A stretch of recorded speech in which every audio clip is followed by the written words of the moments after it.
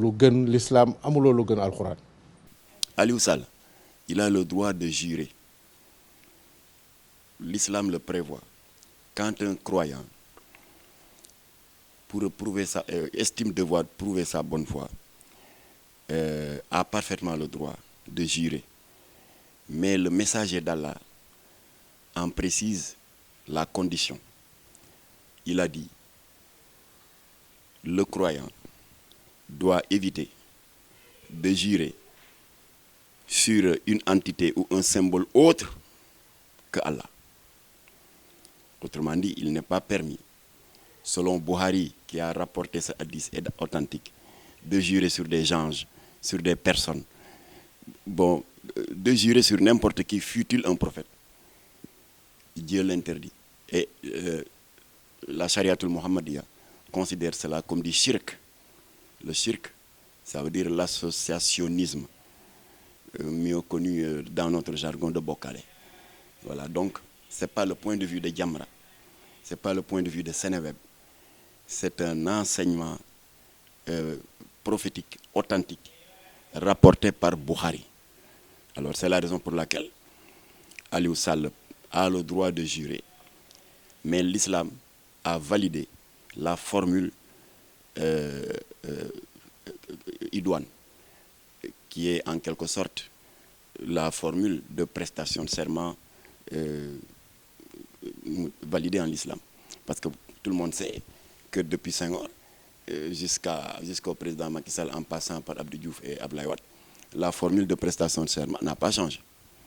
Voilà, donc en islam également, pour jurer, il n'y a qu'une formule unique, c'est billahi, wallahi, wa tallahi. On n'a pas le droit de jurer sur la Kaaba, sur tel prophète, sur votre père, sur votre mère, sur votre marabout. Ça, c'est la Shariatul Muhammadiyya, ce n'est pas le point de vue de Jamra, ni sur les Écritures, qu'il s'agisse de la Bible et autres, on n'a pas le droit. Voilà. En islam, d'après Buhari, le prophète a dit, évitez, le croyant doit éviter de jurer sur autre chose que sur le nom d'Allah. Et la formule consacrée en la matière, c'est billahi, wallahi, wa tallahi. Bon, c'est un acte de courage, parce qu'il y a beaucoup de bruit.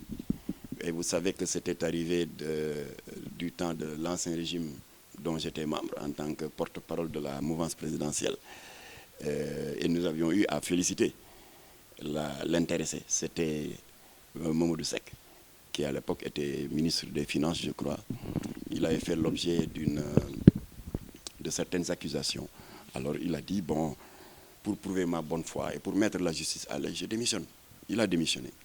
Et naturellement, lorsque la justice est arrivée au terme de ses investigations, il a été blanchi.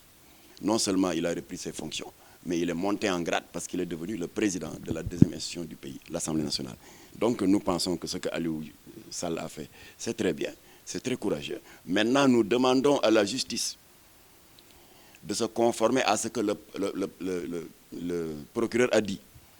C'est-à-dire d'entendre tout le monde, qu'il s'agisse de concitoyens du pouvoir ou de l'opposition. Tous ceux qui doivent être entendus, qu'ils le soient. Naturellement, il y a des gens qui se sont portés volontaires et nous ne cesserons de saluer leur courage. Mais même ceux qui ne se sont pas portés volontaires et qui disent se mettre à la disposition de la justice, comme c'est le cas d'Aliou Sall, nous demandons au procureur d'entendre tout le monde pour que la vérité éclate, pour l'intérêt de notre pays, pour la sauvegarde de la stabilité sociale du Sénégal, mais surtout de la paix civile.